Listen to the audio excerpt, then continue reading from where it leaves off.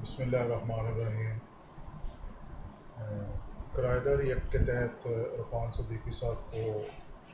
ان کو گرفتار کیا گیا، اس کے بعد ان کو جو ہے وہ سنڈے کو جو ہے عدالت لگا کے ان کو رہا کر دیا گیا۔ تو آج سارا میڈیا احتجاج کر رہا تھا، کل میں نے بھی احتجاج کیا اور میں نے بھی جو ہے وہ ایک ویڈیو اپلوڈ کی کہ بالکل ظلم اور زیادتی ہوئی ہے۔ تو آج میں سن رہا تھا کاشف عباسی صاحب کا پروگرام، تو وہ بڑا حساس کے کہہ رہے تھے کہ جی کرایہ داری ایکٹ کے متعلق جو ہے وہ میں نے پہلی دفعہ سنا ہے۔ تو حالانکہ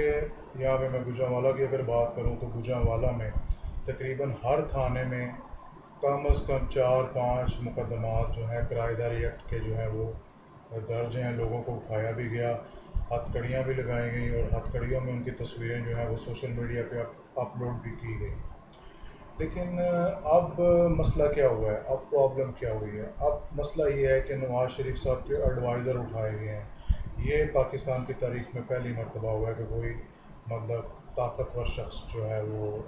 اس کو جو ہے اس ایکٹ کے تحت پکڑا گیا۔ ورنہ یہاں پہ روزانہ پاکستان کے ہر شہر میں، ہر بڑے چھوٹے شہر میں درجنوں لوگ جو ہیں وہ کرایہ داری ایکٹ کے تحت جو ہے وہ اٹھائے جا رہے ہیں،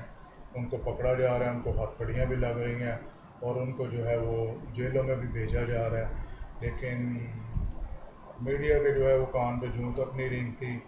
اور حالانکہ میں نے ان عام لوگوں کے لیے بھی آواز اٹھائی تھی اور میں نے یہ کہا تھا کہ یہ سوشل میڈیا پہ اس طرح ان کی تصویریں ہتھ کڑیوں میں جو ہے وہ اپلوڈ کر کے تو یہ ظلم اور زیادتی جو ہے وہ نہیں کرنی چاہیے۔ لیکن چونکہ آج کل کی جو حکومتیں ہیں وہ سوشل میڈیا پر ہی چلتی ہیں، ہر چیز کی جو ہے وہ خبر وہ سوشل میڈیا پہ ہی وہ چلائی جاتی ہے، ہر ادارہ جو ہے وہ اپنی کارکردگی جو ہے وہ سوشل میڈیا پہ اٹھا رہا ہے۔ تو میں میڈیا کے دوستوں کو یہ بتانا چاہتا ہوں کہ کرایہ داری ایکٹ بالکل موجود ہے، 144 کے انڈر جو ہے 188 جو